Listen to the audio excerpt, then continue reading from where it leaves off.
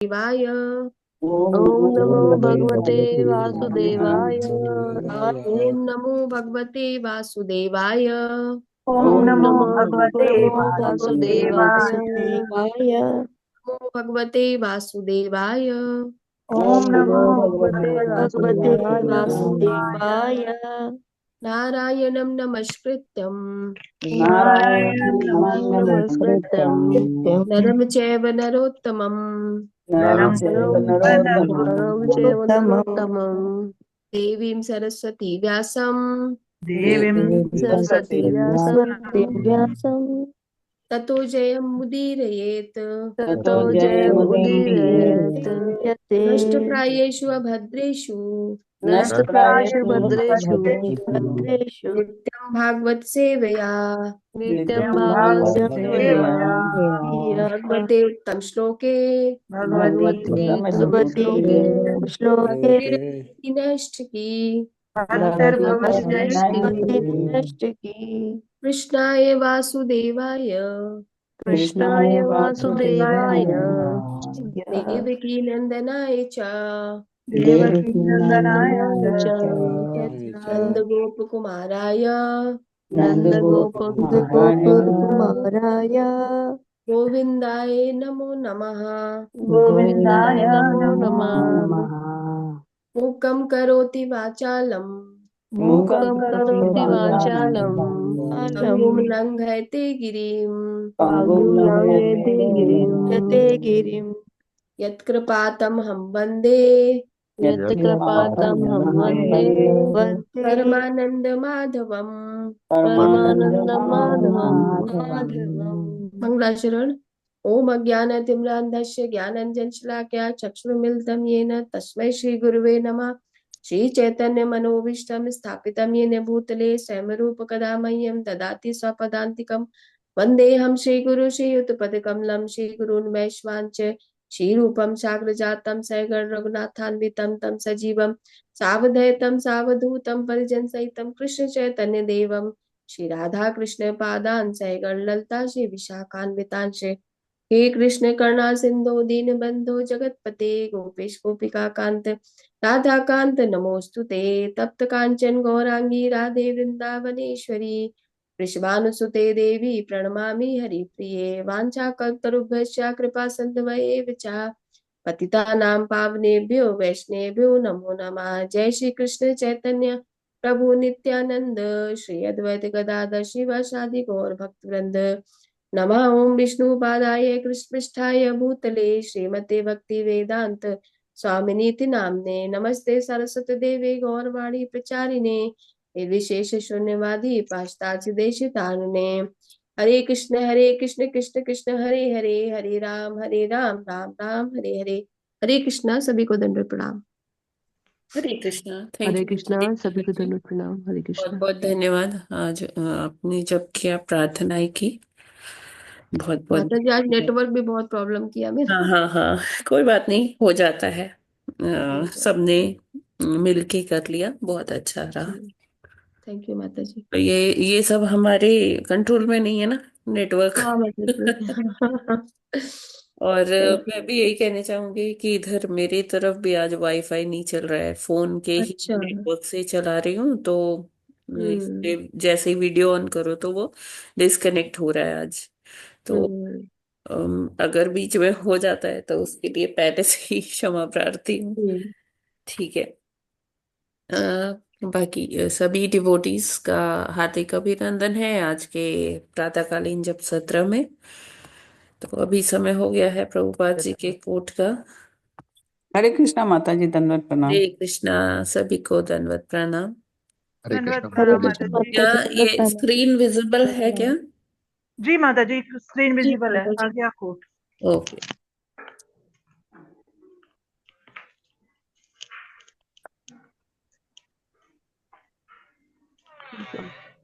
ये बड़ा नहीं हो रहा है आज। ठीक है, दिख रहा जी है ना माता ये? जी नहीं ओके। हो रहा है आज। ओके। ठीक है। ओके। जी माता जी। तो आज का कोट हो है, गया। 5 और 5 जोड़ने से 10 होते हैं, 2 और 2 जोड़ने से 4 होते हैं। इस प्रकार श्री कृष्ण को प्रत्येक वस्तु से जोड़ने से वृंदावन बनता है। श्री कृष्ण को कभी ना भूले और आप सदैव वृंदावन में निवास करेंगे। तो यहाँ प्रभुपाद जी बता रहे हैं कि सूत्र क्या है। कृष्ण भावनामृत जो हम कहते हैं कि हमें कृष्ण भावनामृत में स्थित होना है, तो उसका सूत्र क्या है। जैसे हम बेसिक एरिथमेटिक में पढ़ते हैं, मैथमेटिक्स में पढ़ते हैं, साधारण गणित जो है कि कोई दो डिजिट्स को जोड़ते हैं, संख्या को जोड़ते हैं, तो वो जोड़ बनता है, उसका सम बनता है। तो उसी तरह से अगर हम प्रत्येक वस्तु को भगवान से जोड़कर देखेंगे या प्रत्येक अपने कर्म को भगवान के निमित्त करेंगे, भगवान से जोड़कर करेंगे, अपने जो हमारे संबंध हैं उनमें भगवान को जोड़ देंगे, तो क्या होगा कि हमें ऐसा आभास होगा कि हम वृंदावन में ही रह रहे हैं, क्योंकि जहाँ कृष्ण है वहां वृंदावन है। कृष्ण कभी वृंदावन से अलग नहीं होते। अब हमने अपने जीवन की हर चीज कृष्ण से जोड़कर देखने लगे, तो क्या होगा कि ऐसा आभास होगा कि हम वृंदावन में ही हैं। क्यों? क्योंकि भक्तों के हृदय में वृंदावन रहता है, वृंदावन स्थित है और भगवान उसमें रहते हैं। तो क्या होगा कि जब हम अपने आसपास छोटे छोटे वस्तुओं में भगवान को जोड़कर देखेंगे ना, तो धीरे धीरे क्या होगा कि भगवान हमारे हृदय में ही आ जाएंगे, क्योंकि हर वक्त हम भगवान की ही चेतना में रहते हैं, है ना। तो इसके लिए हम जैसे छोटा छोटा प्रयास कर सकते हैं कि ये तो हमें पता ही है कि जैसे हम अपने रसोई में कुछ भी पकाएं, तो किसके निमित्त पकाएं? अपने लिए ना पकाएं, किसके लिए पकाएं? भगवान के लिए पकाएं, है ना, कि कृष्ण को जी बहुत अच्छा लगेगा, है ना, कृष्ण तुष्ट होंगे इसे खा के। तो ऐसे जब हम करेंगे, या फिर मान लीजिए कोई अतिथि आते हैं, तो हमारी संस्कृति में ही कहा गया अतिथि देवो भव, है ना। तो अतिथियों का सत्कार इस तरह से करें कि जैसे मानिए कि हाँ, सब में जैसे कहा जाता है कि भगवान का स्वरूप देखिए, भगवान परमात्मा बन के सबके अंदर है। तो हम प्रणाम भी अगर किसी को कर रहे हैं, तो इस भाव से करें कि हाँ, ये व्यक्ति जो भी आए हैं मेरे घर या कहीं भी मिल रहे हैं मुझे, तो इनके हृदय में भगवान स्थित हैं, है ना। अब हम कुछ भी अपने घर में कुछ भी कार्य कर रहे हैं या बाहर हम कहीं गए हैं कार्य कर रहे हैं, कुछ भी, वो भगवान को अ, अर्पण कर दीजिए, उनके निमित्त करिए। कोई भी शॉपिंग कर रहे हैं, अपने घर में कुछ साफ सफाई कर रहे हैं, तो वो सब ये सोच कर करिए कि हाँ, मैं भगवान का घर साफ कर रही हूँ। और आप ऐसा भी कर सकते हैं कि अपने घर में अलग अलग जो एरिया है वो ऐसा कर दीजिए कि किसी रूम का नाम रख दीजिए गोलोक, रख दीजिए किसी रूम का नाम वैकुंठा रख दीजिए, किसी रूम का नाम वृंदावन रख लीजिए, है ना, अयोध्या रख दीजिए। तो इस तरह से जब आप छोटे छोटे चीजों में भगवान को याद रखेंगे, तो चेतना वैसी ही विकसित हो जाएगी, है ना। मान लिया अपनी रसोई का नाम सीता रसोई रख दिया, या राधा रानी की रसोई रख दिया। तो इस तरह से क्या होगा कि जब हम ये छोटी छोटी चीजें करेंगे ना, तो अ, हमारी चेतना उसी तरह से हो जाएगी। अपने घर को अपना घर ना कह के क्या बोले कि ये भगवान जी का घर है ना। इस भगवान जी के घर में मैं क्या हूँ? मैं सेवादार हूँ।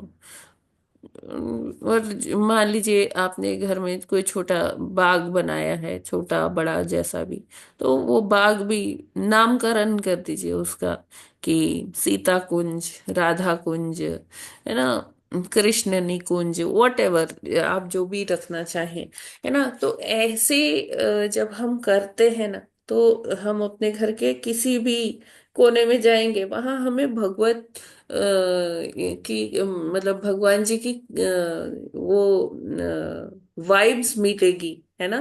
क्योंकि जहां भगवान का नाम होता है ना, वो बहुत ही पवित्र होता है, बहुत वहां पर जो वाइब्स आती है वो बहुत ही दिव्य हो जाती है। तो जैसे हम जब मंदिर जाते हैं तो हमें बहुत शांति मिलती है। तो हम अपने अपने जो जहाँ भी हम बैठते हैं, जहाँ हम उठते हैं, वो सारे जगह को भी हम उतना ही दिव्य और पवित्र बना सकते हैं। क्योंकि जब हम हर चीज को भगवान से कनेक्ट कर देते हैं। ठीक है। भोजन को भगवान से कनेक्ट कर दिया तो वो भोग लग के क्या प्रसाद बन गया, लेके। प्रसाद बन गया। ठीक है। जी। और किसी घर को भगवान से कनेक्ट कर दिया, किसी रूम को भगवान से कनेक्ट कर दिया तो वो क्या बन गया, मंदिर बन गया, मंदिर बन गया। है ना। तो जब आप इस चेतना में रहेंगे ना कि ये भगवान के घर में मैं रह रही हूँ, तो वहां पर जो दूषित विचार हैं या कुछ गलत करने की भी भाव आपके मन में नहीं आएगा, क्योंकि आपको तुरंत स्ट्राइक करेगा कि ये क्या है, ये भगवान का घर है। हम्म। राइट। जी।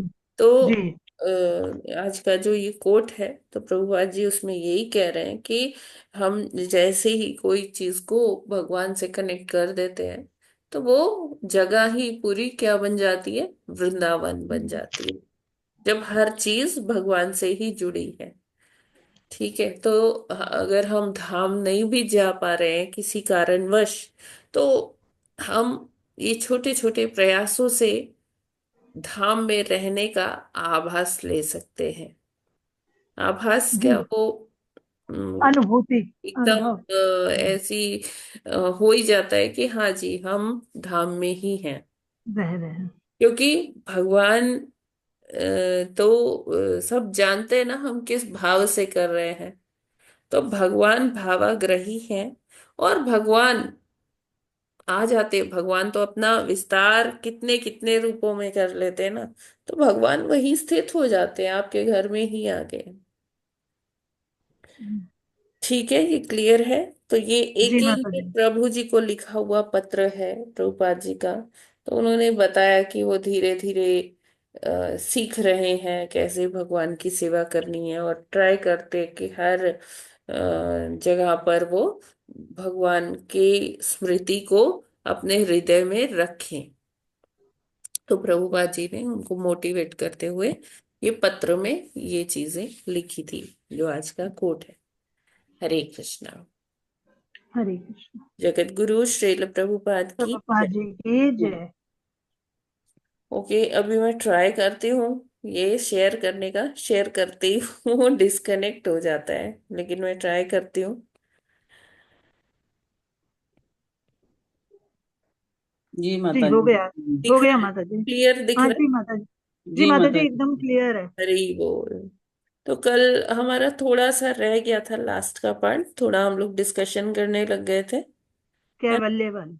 तो ये वाला थोड़ा सा पार्ट लास्ट का रह गया था कि हमने कल पहले क्या देखा कि यम नियम जो यम नियम आसन प्रत्याहार वाली स्थिति में आके क्या होता है कि जो जीवात्मा होता है वो धीरे धीरे क्या होता है, समाधि की तरफ बढ़ता जाता है। और समाधि की स्थिति क्या होती है, समाधि की स्थिति होती है कि वो अपने शरीर से तो इधर ही है ना, मटेरियल बॉडी उसका इधर ही है, लेकिन जो ट्रांसेंडेंटल फॉर्म है, जो आत्मा है, वो क्या हो जाती है, वो भगवान की लीलाओं में चले जाती है, प्रविष्ट हो जाती है। तो ये जो आनंद होता है ना, इसको कैवल्य मतलब वो जो आनंद है उसकी अनुभूति होती है। और केवल भगवान ही नजर आते हैं, और कुछ भी सब गौण हो जाता है।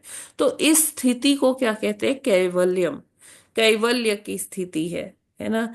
और जबकि जो निर्विशेषवादी होते हैं, है ना, और जो मटेरियलिस्ट होते हैं, वो क्या कहते हैं कि कैवल्य मतलब कि बस क्या है कि सब अद्वैत है। अद्वैत मतलब कि हम जाकर ब्रह्म में ही लीन हो जाएंगे, उसको तदाकार। कैवल्यम कहा जाता है। जबकि पतंजलि सूत्र के हिसाब से कैवल्यम क्या है कि कैवल्यम वो स्थिति है जहां पर वो जिसको कहते हैं परमानंद वाली स्थिति है ना। और इसमें क्या है कि केवल भगवान ही नजर आते हैं, बाकी सारी चीज गौण हो जाती है ना।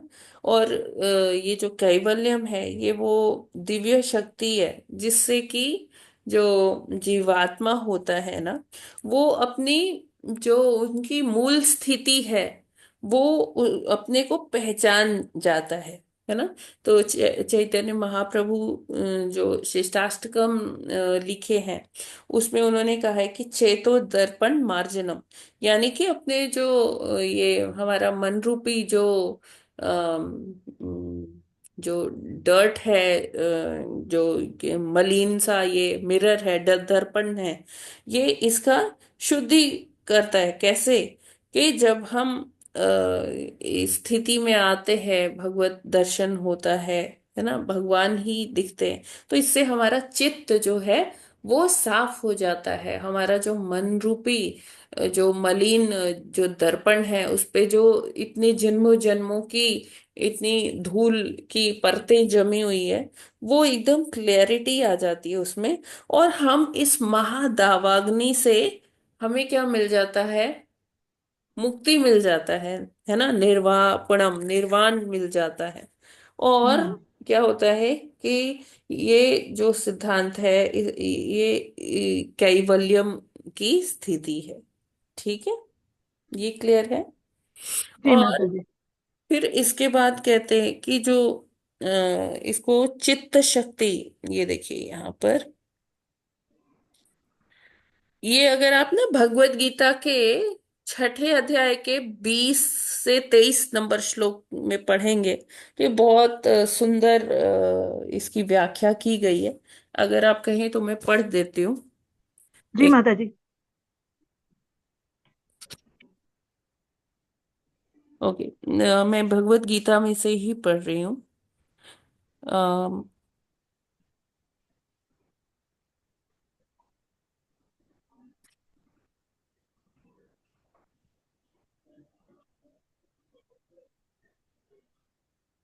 योगाभ्यास बहुत कुछ पतंजलि की पद्धति पर आधारित है। कुछ हम्म। अप्रामाणिक भाष्यकार जीवात्मा तथा परमात्मा में अभेद स्थापित करने का प्रयास करते हैं और अद्वैतवादी इसे ही मुक्ति मानते हैं। किंतु वे पतंजलि के योग पद्धति के वास्तविक प्रयोजन को नहीं जानते।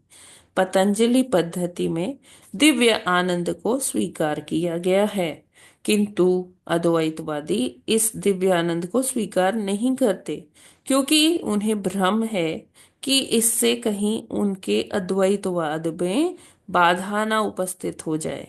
अद्वैतवादी ज्ञान तथा ज्ञाता के द्वैत को नहीं मानते, किंतु इस श्लोक में दिव्य इंद्रियों द्वारा अनुभूत दिव्य आनंद को स्वीकार किया गया है।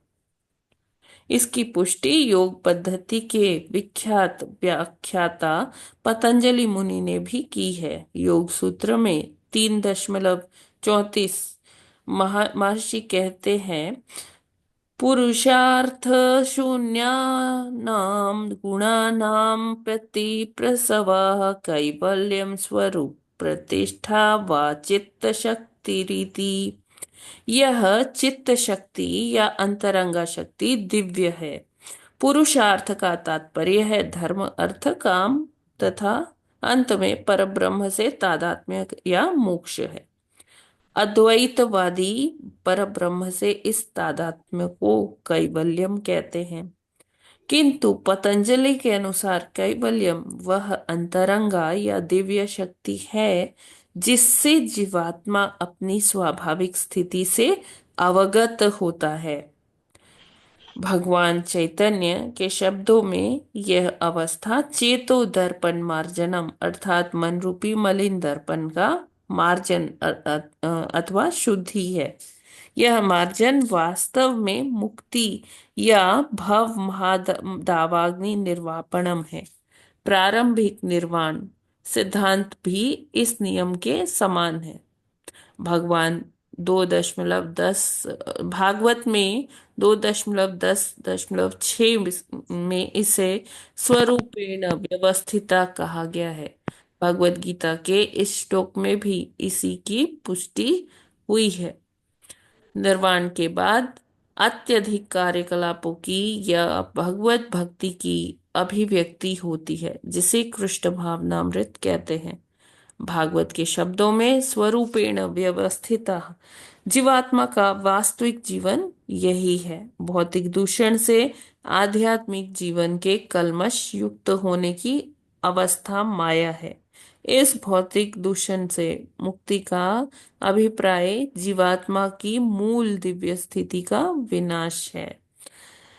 तो देखिए यहाँ पर इस छठे अध्याय जो हमारा अष्टांग योग वाला अध्याय है ना, ध्यान योग कह लीजिए या अष्टांग योग कह लीजिए, ये जो अध्याय है 6th चैप्टर भगवत गीता का, उसमें 20 से लेके 23 नंबर श्लोका तक ये सारा बहुत सुंदर वर्णन है जो इसमें ये प्रभुपाद जी ने तात्पर्य में लिखा है।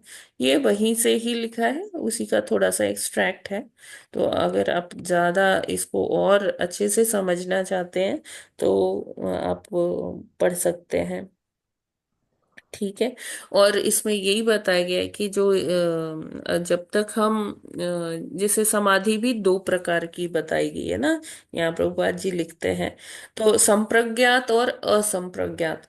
संप्रज्ञात वो विधि है समाधि की कि इसमें हम ये नहीं कह सकते कि हाँ ये ज्यादा अच्छा है या वो ज्यादा अच्छा है, अलग अलग तरीके हैं। तो संप्रज्ञात समाधि वो होती है जिसमें हम जो हमारे भौतिक ज्ञान है उसके उससे चल के हम आध्यात्मिक जैसे कुछ शोधों के माध्यम से, सांख्य के माध्यम से व्यक्ति जो है आगे बढ़ता है और दिव्य स्थिति में पहुंचता है, परमानंद की स्थिति में धीरे धीरे स्टेप बाय स्टेप पहुंचता है। असंप्रज्ञात क्या है कि शुरू से ही ये दिव्य आनंद पर केंद्रित है ना, उसमें कोई भी मंडेन टॉपिक्स नहीं है। मंडेन टॉपिक्स मतलब कि जैसे कोई भौतिक जो इमोशंस है वो नहीं है, कोई सांख्य का प्रयोग नहीं है। असंप्रज्ञात क्या है, टोटली ये क्या है, दिव्य स्थिति है। तो कोई जो ऋषि हैं वो कोई तो संप्रज्ञात विधि से समाधि तक पहुंचते हैं, कोई क्या करते हैं असंप्रज्ञात विधि से पहुंचते हैं। तो ये अलग अलग ये विषय हैं समाधि के। असंप्रज्ञात अथवा समाधि में मनुष्य अपनी आध्यात्मिक इंद्रियों द्वारा भगवान के आत्म रूप का साक्षात्कार कर सकता है। आत्म साक्षात्कार का यही अंतिम उद्देश्य है।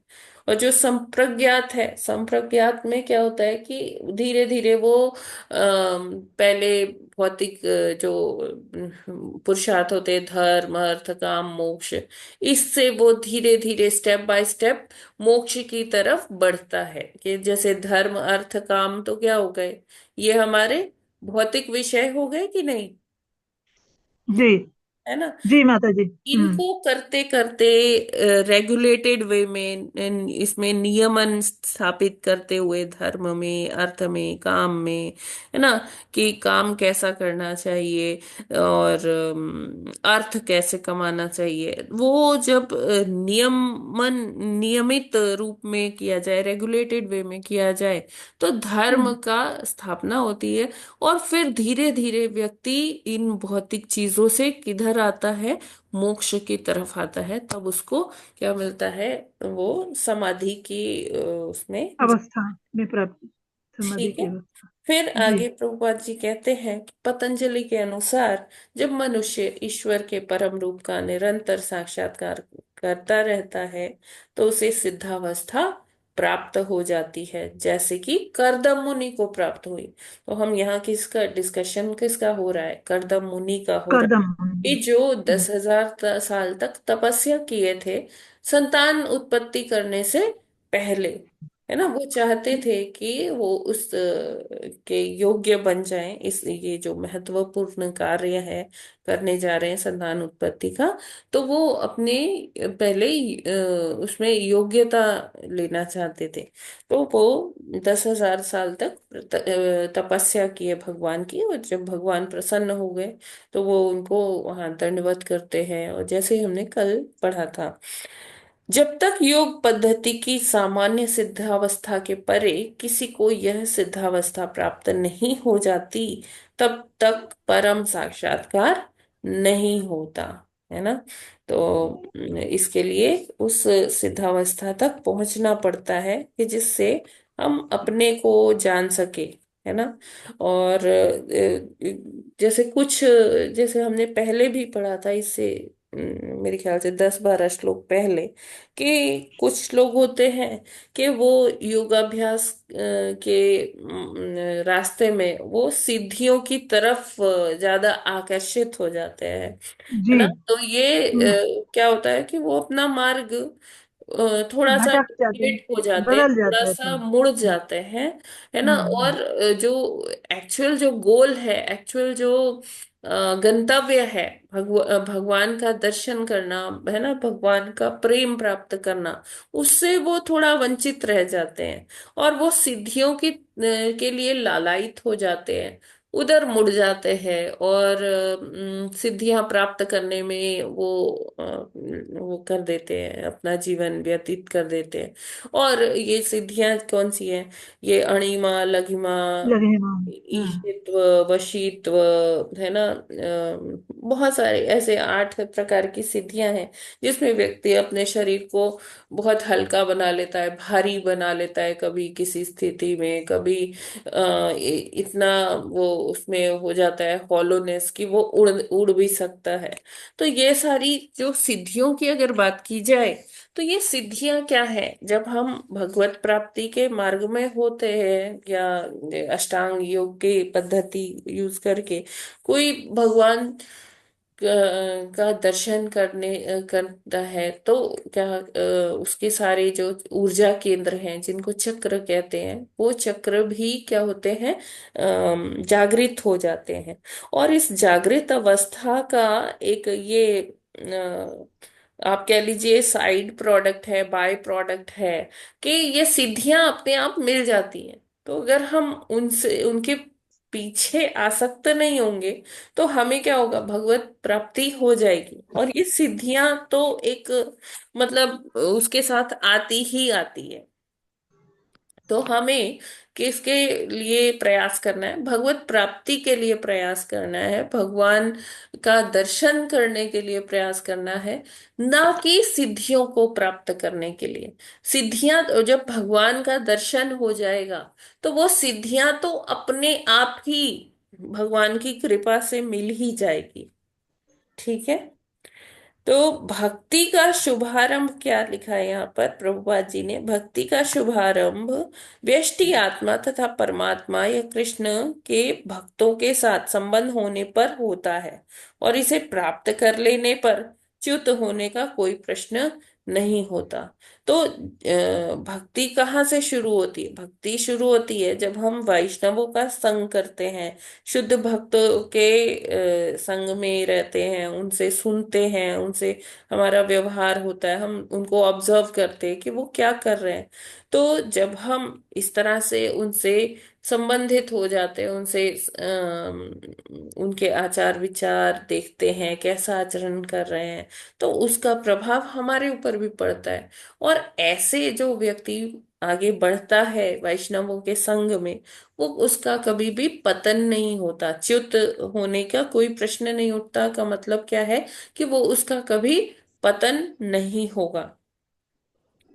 यदि कोई योग पद्धति से पूर्ण पुरुषोत्तम भगवान का साक्षात दर्शन करना चाहता है, किंतु उसके हाथ साथ ही वह अन्य भौतिक शक्ति प्राप्त करने की इच्छा करता है तो उसकी प्रगति रुक जाती है ना। वो जब सिद्धियों की ओर ज्यादा आकर्षित हो जाता है तो हम्म।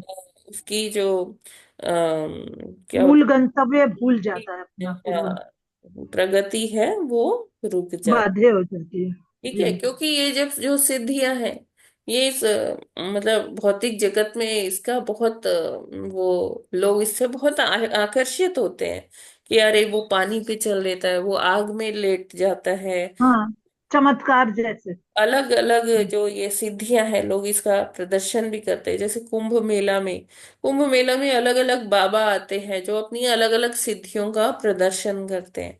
जबकि जी। जो भगवत भक्त है उसके हम्म। पास ये सिद्धियां तो यूं ही आ जाती है भगवत कृपा से। ठीक है ना। जी और जी। वो इसके प्रदर्शन में भी कोई वो उसको कोई रुचि नहीं होती है। तो भक्ति योग के वास्तविक भक्त अपने जीवन निर्वाह मात्र के लिए आवश्यक भौतिक वस्तुओं को ही स्वीकार करते हैं जितने में उनके शरीर का पोषण हो पाए, जितने में ऐसा शरीर इस तरह से हो पाए कि वो भक्ति कर पाए। वे अतिशयोक्तिपूर्ण भौतिक इंद्रिय तुष्टि से सर्वथा दूर रहते हैं। तो जो ऐसे ऋषि मुनि होते हैं वो केवल, या शुद्ध भक्त जो होते हैं वो केवल इतना ही भोजन या इतना ही सामग्री लेते हैं जितना कि उनके शरीर को चलाने के लिए चाहिए। जैसे आवश्यक। हम देखते हैं कि रूप गोस्वामी 3 दिन के बाद थोड़ी एक दोना छाछ लिया करते थे, और वो दोना भी कैसा होता था, वो जो ढाक के पत्ते होते हैं ना जंगलों में, तो वो जी जी। उसमें ले लिया करते थे और उसमें से वो टपकता भी रहता था। तो उसमें जितनी छाछ आ जाती थी बस वो उतना लेते थे हर तीसरे दिन। ठीक है। तो जी माता जी। कोई ऋषि मुनि होते हैं वो केवल कंदमूल फल ही खाते हैं, कोई सूखे पत्ते ही खाते हैं। तो ऐसे बहुत लोग जो है केवल इसलिए पाते हैं कि वो अपने शरीर को इतना वो बना के रखे, इतना उसका पोषण दे कि जिससे उनकी साधना चलती रहे। हाँ, जिह्वा के स्वाद का उनको नहीं है कि आज अरे मटर पनीर खा ले, आज कुछ और खा ले, आज रसगुल्ला खा ले, आज ये खा ले, नहीं, इसकी कोई वो नहीं होती। जब हम देखते हैं ना कि जो सिद्ध जो भक्त होते हैं, शुद्ध भक्त होते हैं, तो उनको अगर जैसे वो मधुकरी करते हैं तो उनको किसी घर से मान लीजिए पनीर मिल गया, किसी घर से उनको सूखी रोटी मिल गई, किसी घर से उनको गुलाब जामुन मिल गया, तो वो ऐसा नहीं है कि साइड में रखते हैं कि गुलाब जामुन को ना स्वाद ले लेके खाऊंगा, नहीं।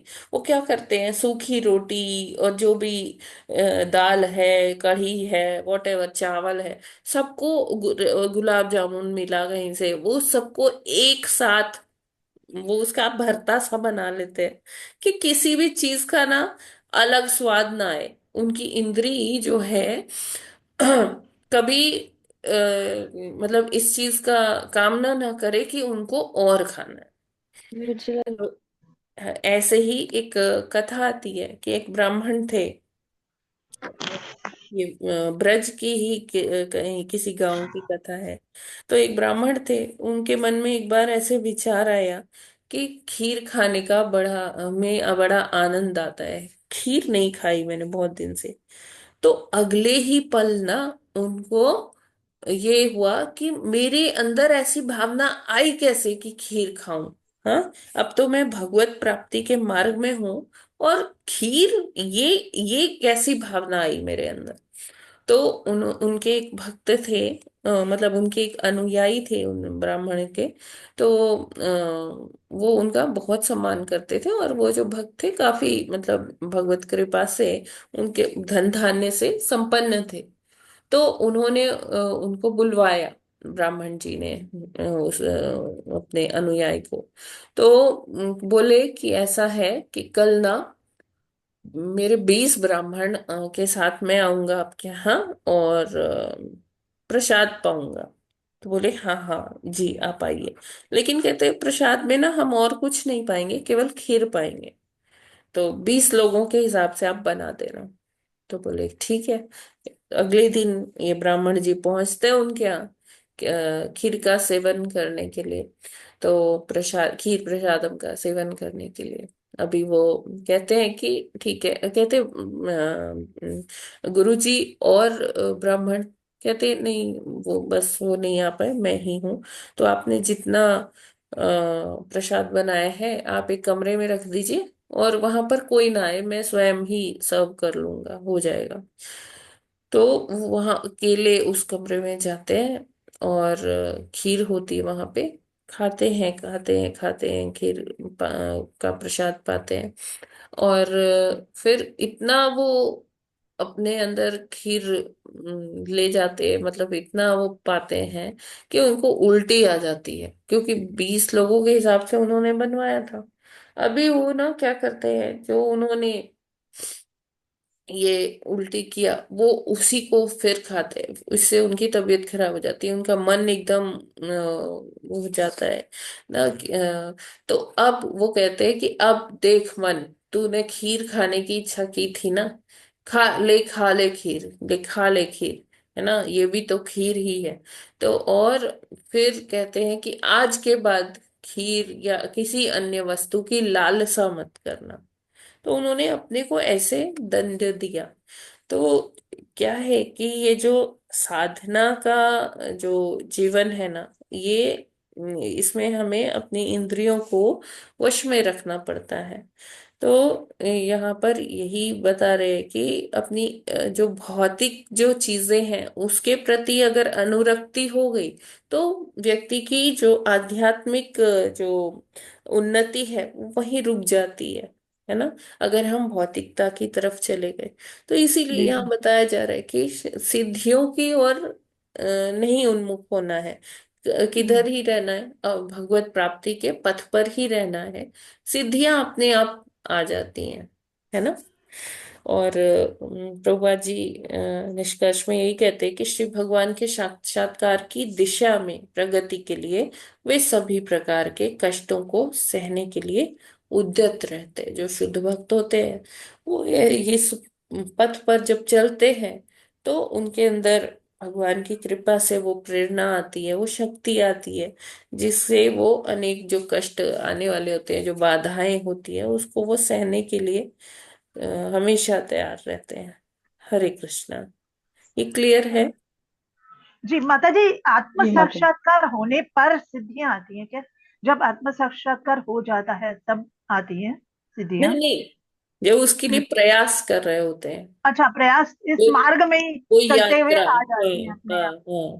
तो लेकिन हमारा मुख्य उद्देश्य भगवत प्रेम प्राप्ति और भगवत प्राप्ति ही रहना चाहिए, वरना वो भटकावा जाता है ना? जी जी जी जी। जी तो जी। ये चीज जो अष्टांग योग का ये है, तो हाँ, हम्म। प्रभुपाद जी ने हमें बड़े सहज तरीके से बताया है कि अगर हम जी। भगवत नाम लेंगे तो नाम प्रभु की कृपा से हमारी इंद्रियां जो है वो हम्म। संत वो शुद्ध हो होती जाए, जाएंगी, उनकी वो कलमश इस दूर होता तरह जाएगा। से, मतलब वो इस तरह से भौतिक चीजों की डिमांड ही नहीं करेगी। नहीं करेंगे। जी जी माता जी, जैसे अष्टांग योग करते हैं वो भी सिद्धियां प्राप्त कर लेते हैं, और तो जैसे या कोई जैसे ये अष्टांग आजकल जैसे योग में लेकिन उनको ना विभिन्न हाँ। आसन करने पड़ते हैं, अपनी श्वास प्रक्रिया को जी जी। बड़ा केंद्रित मतलब उस स्थिति में लाना पड़ता है श्वास प्रक्रिया हम्म, को, कि जो दूषित जो अंदर का इंटरनल जो एनवायरनमेंट है, आंतरिक जो वातावरण है, वो उसमें से दूषण निकल जाए, वो नियम और आसन के प्रभाव से। आसन। जी जी, वो पतंजलि के पूरे वो स्टेप्स जैसे जैसे आगे जाते जाते जी जी। वो शुद्धता आती इस जाती तरह जी। से मन को काबू कंट्रोल में करना है, लगते हैं, इंद्रियां कैसे काबू होगी, वश में। तो उसके जी विभिन्न आसन होते हैं। श्वास प्रक्रिया एक्चुअली बहुत उसमें काम करती है कि हम जी। इस तरह से श्वास अंदर ले रहे हैं, कैसे बाहर छोड़ रहे हैं। हम्म। वो अनुलोम विलोम वैसे स्टार्ट होता है और फिर आगे तक बढ़ते जाते हैं सारी प्रक्रिया। ठीक है, इसमें कोई प्रश्न है किसी का? हरे कृष्ण माता जी। जी। सिद्धि की अवस्था में ये जो है ध्यान की अवस्था में या योगा की अवस्था में सिद्धियां स्वयं प्राप्त होती जाती हैं। तो हम्म। ये भी प्राप्त हो जाती हैं चक्रों के एक्टिवेट होने से। तो ये जी। कैसे कहा जा सकता है कि जो सिद्धियों का प्राप्त होना अपने पद से विमुख होना है, कि जो लोग प्रयत्न से सिद्धियों को प्राप्त करते हैं वो मुख विमुख हैं, क्योंकि दोनों में ही साथ साथ ये तो प्राप्त होती है। हरे कृष्ण। प्रभु जी, दो कैसे? मुझे समझ में नहीं आया। जो लोग सिद्धि के मार्ग में होते हैं, योगा करते हैं, श्वास से हाँ। कंट्रोल करते हैं, 10,000 वर्ष तक करते हैं, जी। तो चक्रों के एक्टिवेट होने से सिद्धियां तो अपने आप ही प्राप्त होती हैं। और हाँ। कुछ लोग प्रयत्नशील होते हैं जी। इनके प्राप्त करने में। तो दोनों ही लोग क्या भक्ति के मार्ग से थोड़े थोड़े विमुख नहीं है? जो ज्यादा प्रयत्नशील होते हैं वो तो विमुख है ही है, हाँ। और अपने आप जो सिद्धियां प्राप्त होती हैं तो क्या विमुखता नहीं है वो भक्ति से?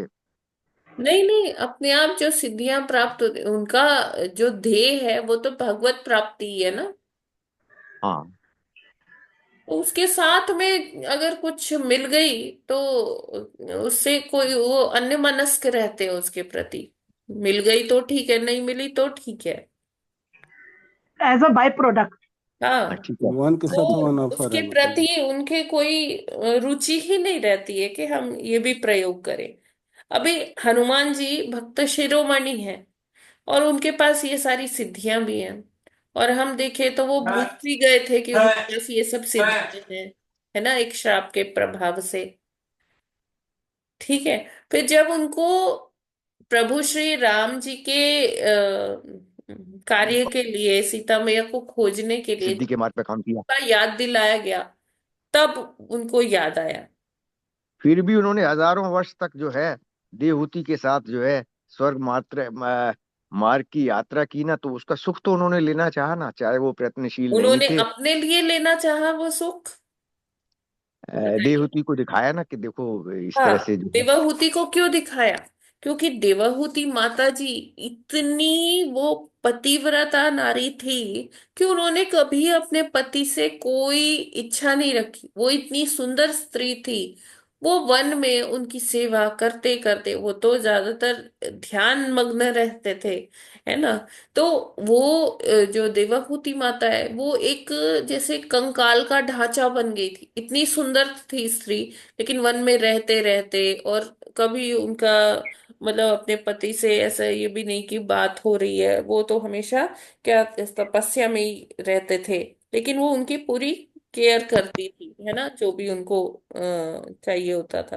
तो जब भगवत प्रेरणा से कर्दम मुनि ने ये देखा कि ये कैसे, ये तो एक राजकन्या है ना, और मेरे लिए ये जंगल में आई थी, मेरे लिए इसने कैसी दिखती थी और ये कैसी हो गई ये मेरी पत्नी। तब उन्होंने, और कभी भी देवाहूति माता ने इसका कंप्लेन नहीं किया। तो भगवत प्रेरणा से, क्योंकि कपिल मुनि का आविर्भाव होना था उनके यहाँ पर, है ना। तो भगवत कृपा से उन्होंने फिर देवाहूति माता को बोला कि ठीक है, आपकी इस तपस्या से, मैं तो तपस्या कर ही रहा था लेकिन आपने मुझसे बड़ी तपस्या की है ना। तो इस तपस्या के बदले मैं आपको ये सारा मतलब आप मातृत्व का वो सुख को प्रदान कर। करना चाहती हैं, मातृत्व को सेलिब्रेट करना चाहती हैं, तो मैं आपके लिए सब करूंगा। ठीक है। जी उन्होंने कोई अपना ये नहीं कि देखो मेरे पास क्या शक्तियां हैं, मैं ऐसा कर सकता हूं, मैं वैसा कर सकता, इसके लिए नहीं। देवाहूति माता को पैसिफाई करने के लिए, मतलब जो उन्होंने कभी किसी चीज की इच्छा ही नहीं की, उनको वो उस चीज का एक रिवॉर्ड देना चाहते थे। ठीक है प्रभु जी। जी ना हरे कि कृष्ण वो माता जी। इसका उन, प्रदर्शन करना चाहते थे। उनको मालूम था कि जो है भगवान ने उनको आशीर्वाद दिया था कि मैं स्वयं तुम्हारे यहाँ अवतरित होऊंगा। हाँ। जी। उनको मालूम था कि कपिल जो है मुनि भगवान जो है जन्म लेंगे।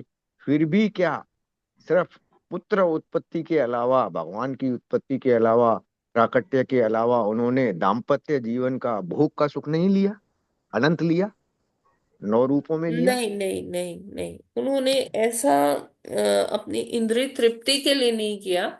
हाँ, अब जो पत्नी एकदम कंकाल का सा ढांचा सी बन गई थी, उसको वो कि वो मातृत्व के लिए वो तैयार हो जाए, उसको एक हेल्दी एनवायरनमेंट प्रोवाइड करने के लिए उन्होंने ये सब किया। क्योंकि कपिल मुनि के आविर्भाव से पहले उनकी 9 कन्याएं भी हुई थी। ठीक है प्रभु जी।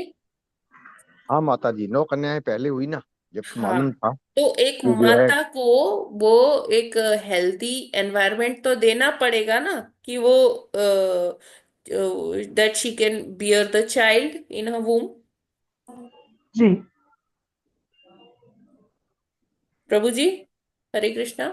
हाँ माता जी, क्लियर है सब, थोड़ा ऐसे हाँ, डिस्कशन का क्योंकि वो मैटर था, इतनी कोई इसमें डाउट नहीं है मतलब मुझे। इतनी कमजोर हो गई थी, इतनी वीक हो गई थी कि उनको उस उस चीज के लिए तैयार करना, वो हेल्दी एनवायरनमेंट प्रोवाइड करना, उनको थोड़ा सा एक खुश खुश करना, है ना, मतलब ये सब कुछ उनको प्रिपेयर करने के लिए था प्रभु जी। हाँ, हाँ माता जी, वो ठीक है बिल्कुल। अपनी इसमें कोई इंद्रिय तृप्ति के लिए यहाँ नहीं नहीं था। था। हमें इस हाँ चीज नहीं को था। समझना होगा यहाँ पे। हाँ हाँ, जो इतनी उनके प्रति जो है वो थी, उसको भी सुख देना था, जी तो इस उसके लिए उन्होंने किया। जी, ठीक है ना। हाँ माता जी, ठीक है। जी, ठीक है, फिर हरे आगे। कृष्णा माता जी, दंडवत हरे कृष्ण, प्रणाम। दंडवत प्रणाम प्रभु जी। माता जी, अद्वैतवाद और निर्विशेषवाद में क्या अंतर है? निर्विशेषवाद सीधे सीधे भगवान के साकार रूप को खंडन करता है। कहते हैं कि नहीं, भगवान क्या है, एक प्रकाश पुंज है, और जब जैसी जरूरत पड़ती है उसी पुंज में से भगवान अपना एक आकार लेके लीला करने चले जाते हैं, और जब लीला हो जाती है फिर वो प्रकाश पुंज बन जाते हैं। ठीक है, तो हमें भी इसी प्रकाश पुंज में लीन हो जाना है, ये सिद्धांत है निर्विशेषवादियों का। ठीक है, जो ब्रह्म ज्योति की बात करते हैं। और जो अद्वैत है, अद्वैतवादी हैं, अद्वैतवादी क्या कहते हैं कि हाँ, भगवान तो है, और यहाँ सब एक है, सब कुछ एक है, द्वैत नहीं है। जैसे चैतन्य महाप्रभु और मध्वाचार्य जी ने किस चीज का वो किया, प्रचार किया, द्वैतता का, कि ये संसार में भी द्वैतता है। हम जब इस संसार में होते हैं तो द्वैतों में फंसे होते हैं, जैसे सुख दुख, सर्दी गर्मी, दिन रात, हर चीज में द्वैत है। ठीक है, और जैसे दुख सुख है ना, खुशी, ये सारे चीजें। तो और जो आध्यात्मिक जगत में है, वहां भी द्वैतता है। तभी, जब तक द्वैत नहीं होगा तब तक हम आनंद नहीं ले पाएंगे। तो भगवान ने अपने आनंद के लिए जीवात्माओं को बनाया, है ना। इसका मतलब ये नहीं है कि ऐसा नहीं है कि भगवान ने अपने में से काट काट के जीवात्माओं को बनाया, जब जीवात्मा का जीवन पूरा हो जाएगा तो वो फिर आके उन्हीं में जुड़ जाएंगी, ऐसा नहीं है। जो व्यष्टि आत्मा है उसका अपना अस्तित्व है, और जो भगवान जो समष्टि आत्मा है, संपूर्ण है, उनका अपना अस्तित्व है। सब इंडिविजुअल है। सब ऐसा नहीं है कि जब आध्यात्मिक जगत में जाएंगे तो हमारी कोई अस्तित्व नहीं होगा, हम जाके भगवान में जुड़ जाएंगे, है ना, उनके शरीर में चले जाएंगे, ऐसा। हाँ, तदाकार। ठीक है, तो ये अद्वैतवादी यही कहते हैं कि सब कुछ एक है, भगवान में ही सब समा जाएंगे, है ना, भगवान के ही शरीर में सब आ जाएंगे। और द्वैतता ये होती है कि हम आध्यात्मिक जगत में जाएंगे और भगवान की वहीं पर अपने स्वरूप में रहते हुए उनकी सेवा करेंगे। तो इसी से भगवान को रस भी प्राप्त होता है, किसी से उनको सखा भाव सखा रस का आनंद मिलता है, किसी से वात्सल्य का, किसी से प्रेमी का, किसी से दास का। तो इस तरह से भगवान भी आनंद लेते हैं, और भक्त को तो आनंद मिलता ही है भगवान की सेवा करके। तो ये द्वैतता है। जब तक दो नहीं होंगे तब तक क्या हम अपने आप से बात कर सकते हैं? वो बात अलग है कि आत्म मंथन करना, वो बात अलग है कि अपने में सोच रहे हैं। लेकिन आप हम्म अकेले ही किसी चीज का आनंद ले सकते हैं। जैसे हम कहते हैं कि अकेले थे ना, तो आज कुछ ऐसा भोग प्रसाद पाने का दिल नहीं किया, है ना। तो या आज अकेले थे, अकेले क्या ही घूमे, है ना, कोई और हो साथ में तो होता है। तो ऐसे ही भगवान भी करते हैं।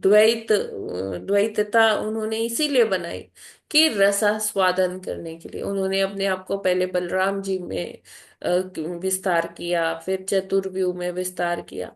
तो ये सारा जो है वो आनंद लेने के लिए ही है।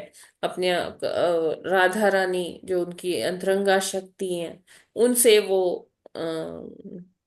आदान प्रदान करते हैं। ठीक है प्रभु जी, हरे कृष्णा। जी माता जी, हरे कृष्ण। माता जी, जो अद्वैतवादी हैं उनका ये सिद्धांत होता है, मैं भी ब्रह्म तू भी ब्रह्म, हम हम्म। सभी ब्रह्म, यही यस है ना? यस जी यस। जी। तो माता जी ये अद्वैतवाद जो है ये निर्विशेषवादियों का ही अलग ग्रुप है ना? हाँ, कह सकते हैं, कह सकते हैं। या सेपरेट भी हो सकता है? एक ठीक है, तरह से सेपरेट तो है ही। सेपरेट हुआ है एक तरह से, क्योंकि ये तो निराकारी वाले अलग होते हैं, वो अद्वैत वाले जो शंकराचार्य वाले होते हैं वो अलग होते हैं। हाँ ठीक है, हरे कृष्ण। यस, आर के सिंह प्रभु जी, आप कुछ कहना चाहते हैं? हैंड रेस है आपका। हरे कृष्ण माता जी। हरे कृष्णा। माता जी, अष्टांग योग क्या है? ये एक अष्टांग योग जो अभी ये जो मेडिटेशन सेंटर में भी अष्टांग योग का प्रचार किया रहता है, और हाँ हाँ हाँ। अ, ये आयुर्वेदिक प्रणाली में भी रहता है। वही अष्टांग योग है या दूसरा है? ये अष्टांग योग तो वही है, लेकिन उसका जो मूल अस्तित्व है ना, वो आज कहीं खो गया है। पतंजलि मुनि ने, महर्षि पतंजलि ने जैसा बनाया था उस फॉर्म में आजकल नहीं है। आजकल उसे कमर्शियलाइज कर दिया गया है कि ये इससे ये प्राप्त कर लो, ऐसा स्थिति प्राप्त कर लो। आपका जो हृदय है वो सही रहेगा, किडनी लीवर इससे सही हो जाएगा। लोग आजकल इस फॉर्म में यूज कर रहे हैं, योग को उस तरह से नहीं देख रहे कि ये भगवत प्राप्ति का एक साधन जी माता जी, ये है वही। अध्यात्म में अष्टांग योग क्या है बेसिक माता जी? बेसिक जो स्ट्रक्चर है वो वही है, लेकिन उसकी यूसेज गलत तरीके से, उसकी इंटरप्रिटेशन गलत तरीके से हो रही है। जी, वो पतंजलि ने जो दिए हैं स्टेप, पतंजलि का जो योग पद्धति, वो अष्टांग योग जब कहते हैं, जो या आजकल का जैसे योग, उसमें तो बिल्कुल खो जाता है, वो पतंजलि का होता नहीं है वो हाँ, तो पूरा। देखिए आजकल कुछ नियम इतना है नहीं। लोग कहते हैं आराम से सब खाओ पियो और फिर योग कर लो, आप एकदम वो स्वस्थ रहेंगे। जी, आजकल वो फिजिकल, केवल ज्यादा फिजिकल स्वस्थ एक्सरसाइज। रहने का एक हम्म तरीका बन गया है बस। जी जी जी। उसमें फिजिकल एक्सरसाइजेज वगैरह वो ज्यादा आ जाती हैं, बजाय कि वो उस तरह का योग पद्धति जैसे कि तो उन्होंने पहले दिया जो था। अष्टांग योग क्यों कहते हैं? ये क्या है? यम नियम मैम, आसन, है ना, धारणा, हम ध्यान, समाधि, प्रत्याहार, ना, प्रत्याहार, बिल्कुल बिल्कुल। यम नियम आसन प्राणायाम प्रत्याहार, प्रत्याहार। है ना, फिर हम्म, धारणा, और धारण। फिर धीरे धीरे वो समाधि की तरफ आते हैं। एक चीज बीच में कुछ, हाँ, ध्यान। हाँ, ध्यान, धारणा, ध्यान, हाँ समाधि, हाँ। लास्ट है। तो लास्ट में समाधि की, तो आजकल कोई समाधि की बात ही नहीं करता है। हाँ हाँ, आजकल बिल्कुल। तो नियम में भी, यम नियम जो है ना, उसमें भी लोगों को प्रॉब्लम होती है। प्रॉब्लम आती जो है योगा जी। सेंटर्स वाले होते हैं, बोलते हैं हाँ हाँ आप पूरी रिच डाइट लो, आपको जो अच्छा लगता है हाँ खाइए, बिल्कुल, उल्टे लेकिन आप प्रोटीन साथ में ना ये ऐसा। वाले आसन कर लीजिए, तो हाँ हाँ आपको हाँ। फैट नहीं बढ़ेगा, आपका वेट नहीं बढ़ेगा। यस, तो मसल आजकल डेवलपमेंट के लिए अष्टांग योग प्रोटीन प्रोटीन इसीलिए जाते हैं। केवल होता है ना। बिल्कुल बिल्कुल। ये वो तो तो उसमें ना कोई उसमें रेस्ट्रिक्शन ध्यान तो हुआ ही होता नहीं। है ना उसमें धारणा होती है, बिल्कुल बिल्कुल ठीक है, जी। और ना समाधि। वो कंट्रोल तो होता ही नहीं है, प्रत्याहार, जैसे अपनी कहते हैं। इंद्रियों को लोग इसलिए हाँ योगा यही। करते हैं ना, कि वो अपनी बॉडी को और दिखा पाए, प्रदर्शन कर पाए उसका ना, कि देखो मैंने हम्म ऐसे अपनी बॉडी कितनी सुदृढ़ सुगठित है मेरी बॉडी। तो हम्म वो आजकल ना वो ये भौतिकता उसमें आ गई है। कैलोरी रिडक्शन और ये सब, ये हम्म। ये मेन पर्पस हो जाता है बस उनका जी। इसमें। और फिर मसल्स को बलिष्ठ करने के लिए ये प्रोटीन वो प्रोटीन, ये ले लो वो यस, तो ये तो कोई सप्लीमेंट कंट्रोल ही नहीं है इस करेक्ट। चीजों पर। हम्म। ठीक है, अगला माता जी करें कि अभी अध्यात्म, टाइम क्या है ना। माता जी अध्यात्म टाइम हो अष्टांग गया, योग ये क्या है? कल ही होगा। हम्म। यस प्रभु जी, आप क्या कह रहे हैं। माता जी अध्यात्म अष्टांग योग क्या है? ओनली समाधि? आध्यात्म नहीं, समाधि तक जाने का तरीका, जैसे मैं हमने अभी डिस्कस किया, यम नियम, आसन, प्राणायाम, प्रत्याहार, ध्यान, धारणा, धारणा ध्यान समाधि, ठीक है, इस सब का जी। स्टेप बाय स्टेप फॉलो जब करते हैं तो लास्ट में जो है समाधि की वो स्थिति आती है जब भगवत दर्शन हो सकता है। माता जी, जी माता हरे जी। कृष्ण। हरे कृष्णा प्रभु जी। माता जी, जब ध्यान में जाते हैं तो समाधि अपने आप ही मूवमेंट में आ जाती है, उसको पता हाँ ही नहीं ये एक चलता मैं प्रक्रिया समाधि में है था। ना प्रभु जी, ये एक प्रक्रिया है। हाँ, हाँ क्योंकि ध्यान में पता ही नहीं चलता है कि कहाँ है हम ऊपर। तो उसका एग्जैक्टली, फिर वो अपने आप ही जब तोड़ना पड़े तभी तोड़ जब पाते, नहीं तो बहुत समाधि में चले गहन जाते हैं। गहन ध्यान की स्थिति को ही समाधि कहते हैं। जब ध्यान अच्छा अपनी माता जी। पराकाष्ठा पे पहुंच जाता है तो वो हम्म समाधि का स्थिति आ जाती है। हम्म, जी माता जी। जब हाँ ध्यान कर कर के कोई इतना प्रभावी ध्यान कर पाता है ना वो, कि हम्म भगवत चेतना के अलावा कोई और अपनी भी चेतना नहीं रह जाती है ना, सारी चेतना को उसमें भगवान। जब पैर शुरू में तो हम जब ध्यान करते हैं तो पैर दर्द करते हैं, लेकिन जब उसको मोमेंट उसको हाँ हाँ सहन हाँ, कर लेते हैं ना, तो फिर वो पता ही नहीं चलता हमारा शरीर है या नहीं है। जी जी जी, तो ये वो समाधि में शुरू हो जाता है माता जी। हम्म, समाधि वाली स्थिति जो है उसमें फिर कोई शुरू हो जाती दर्द है। वगैरह नहीं, उसमें वो नहीं होता, हाँ। परमानंद की स्थिति है जिसमें हम अपने हम्म। भौतिक शरीर के लेवल से ऊपर उठ जाते हैं। अच्छा अच्छा, ठीक है माता जी, यही समझ में आता है। जी जी,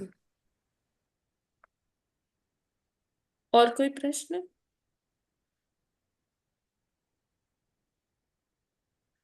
हरे कृष्णा।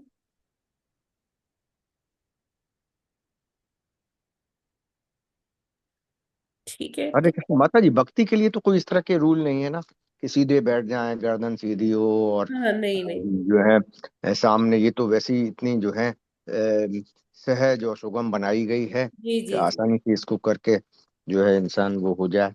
जो टफ सारे मेथड थे वो तो हट चुके हैं ना इसमें, जो बनाते थे कि गर्दन प्रभुपाद जी सीधी ने हो। बहुत सहज तरीका दिया है, भगवान का नाम जप करो, भगवान की सेवा करो, प्रसाद पाओ, नाचो, गाओ, है ना, यही हाँ प्रभुपाद जी ने इसी का संस्तुति की है, हाँ रेकमेंड यही किया है।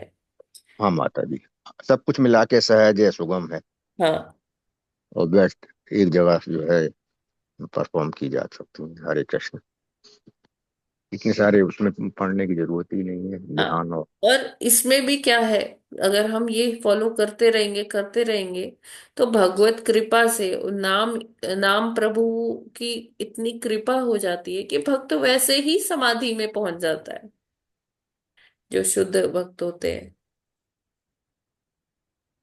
ठीक है ना। अच्छा माता जी। ये थोड़ा देखना पड़ेगा।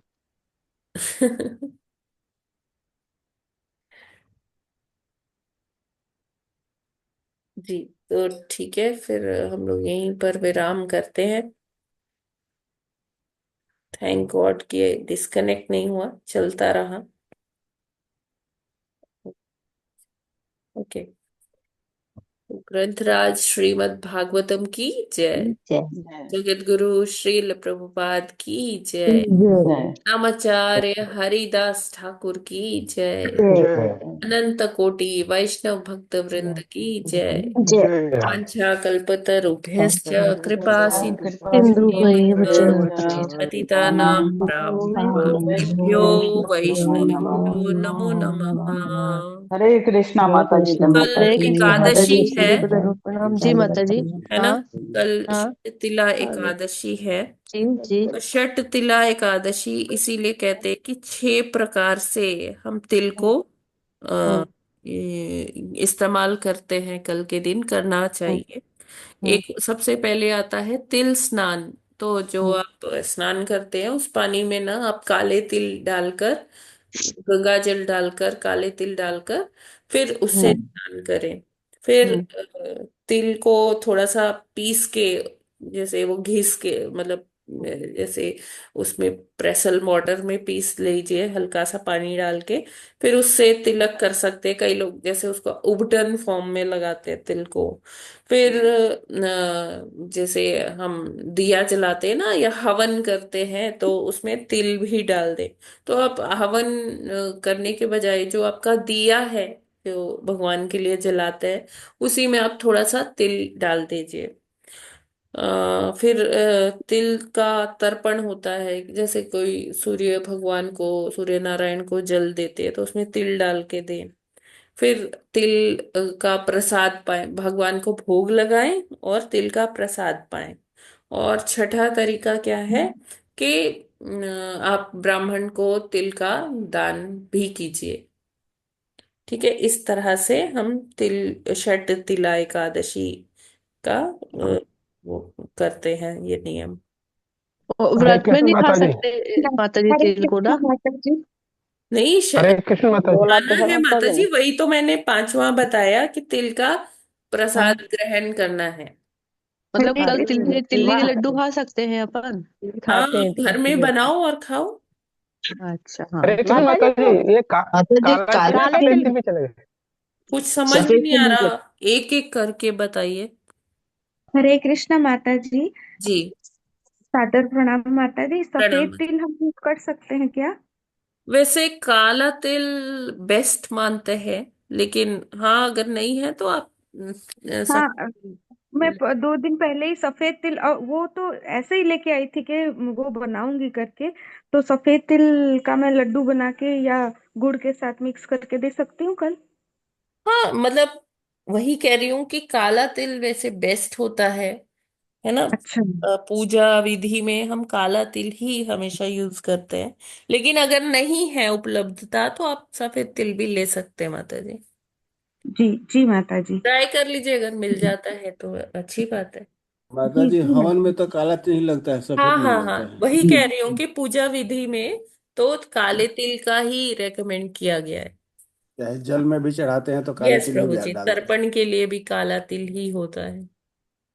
अच्छा, तो माता जी दिया में भी सफेद तिल नहीं दिया जाता, काला तिल ही दिया काला जाता है? तिल ही दिया जाता है, यस माता जी।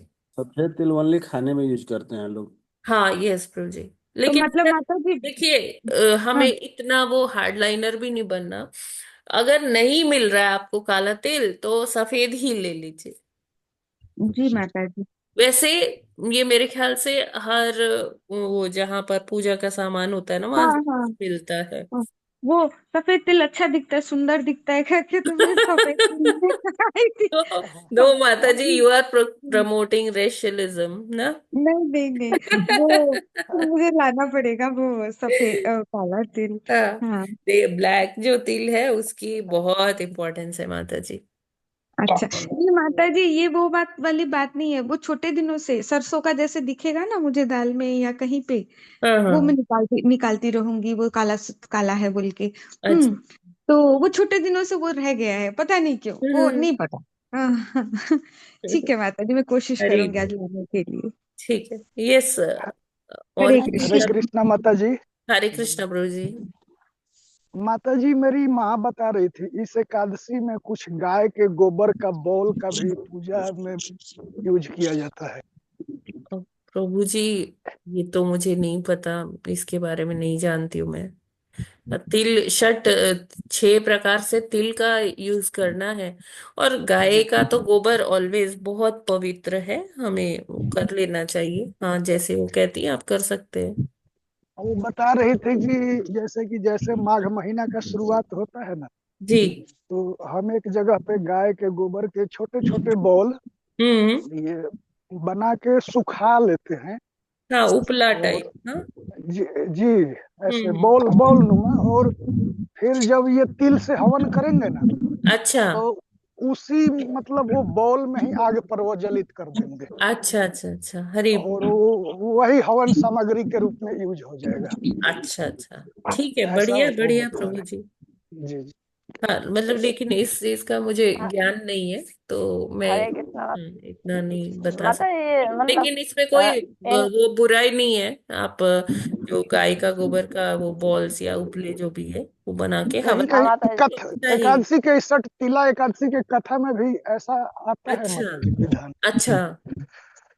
ठीक है प्रभु जी, हाँ बढ़िया। माता जी, जैसे ना अग्यारी करते हैं आजकल, हाँ तो वो करते हैं ना, ये क्या होता है, कपूर यूज करते हैं, लेकिन हाँ। गाँव में तो अब भी अग्यारी में वो जी जी जी जी। यस उपला की माता। बनाते हैं और फिर उसके ऊपर चढ़ाते हैं। है ना बिल्कुल। माता जी? यस माता हाँ, जी, तो बिल्कुल। अब इनके यहाँ बॉल बना लेते होंगे, हाँ हाँ है हाँ। ना? जी। तो कहीं कैसा रिवाज है, कहीं कैसा रिवाज यस माता जी। है वही चीज है कि भाई गाय का गोबर पवित्र है, तो इसलिए उससे चौका भी लगाते हैं, गांव में कच्चे घर होते हैं तो, और हाँ उसमें फिर पूजा भी करते हैं। हाँ हाँ हाँ हाँ। है राइट राइट राइट ना? राइट। तो इसीलिए हरे कृष्णा माता जी। यस माता जी, हरे कृष्णा। माता जी आज मेरा बर्थडे, मैं भूल गई थी, हरी अभी मैसेज। बोल। हरी तो नीता माता जी की बधाई हो। आध्यात्मिक और भौतिक उन्नति के लिए हम भगवान से प्रार्थना करते हैं। माता जी जिस तरह से बढ़िया से भक्ति करती है और इनके इनपुट्स भी इतने अच्छे होते हैं हमेशा, तो ये ऐसे ही इनका भक्ति की यात्रा चलती रहे, और जो इन्होंने अपने लिए लक्ष्य साधा है तो वो भगवान इनको पूरा करवाएं और भी उससे भी ऊपर जाएं माता जी। तो हम एक बार हरे कृष्ण महामंत्र का उच्चारण करते हैं माता जी के लिए। हरे कृष्ण हरे हरे कृष्ण हरे कृष्ण कृष्ण कृष्ण कृष्ण हरे कृष्ण हरे हरे राम हरे हरे राम हरे राम राम हरे राम राम राम हरे हरे। बहुत बहुत बधाई हो माता जी। बधाई थैंक यू था माता जी, आप मुझे सबका आज आशीर्वाद। हैप्पी कृष्णा कॉन्शियस बर्थडे सभी माता को जी। Happy birthday. माता जी। करती हूँ माता जी। माता जी, आप अपने इनपुट हरे के कृष्णा हमें माता ऐसे जी ही धन्यवाद। हमेशा ज्ञानवर्धक इनपुट्स आप देती हैं, तो हमेशा ऐसे ही अपनी कृपा सब पे बनाए रखिए। हरे। माता जी बस आप लोगों से सबसे आशीर्वाद चाहिए कि जो भी थोड़ी बहुत प्रॉब्लम आ रही है भक्ति में, ईश्वर उसे भी दूर करें, आप लोग का आशीर्वाद मिले। यस माता जी, बिल्कुल। भगवान सबके सहायक है, सबके मार्गदर्शक है, और प्रभुपाद जी सबको आशीर्वाद देते हैं। और हम सबकी यही प्रार्थना है कि सब भक्ति के अनुकूल हो।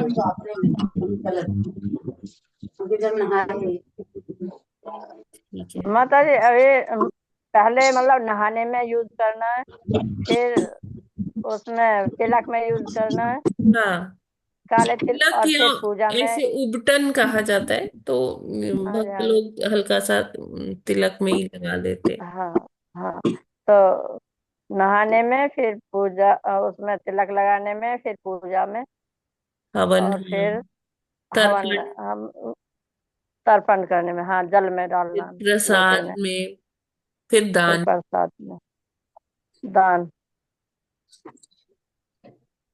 है ना मतलब दान भी है ना? हाँ, दान। ये छह छह करने हैं। जी। हरे कृष्ण माता जी, धन्यवाद। ठीक है, तो फिर आज यहीं पर विराम करते हैं। और आप लोग प्रिपेयर कर लीजिए कल की एकादशी के लिए। हरे कृष्णा। और हरे कृष्णा माता जी, दंडवत प्रणाम। सभी माता जी सभी प्रभु जी और सभी माता जी को दंडवत प्रणाम। हरे कृष्णा कृष्ण माता जी, माता जी दंडवत प्रणाम। दंडवत प्रणाम। हरे सभी को बहुत दंडवत प्रणाम। हरे कृष्ण माता जी, दंडवत प्रणाम।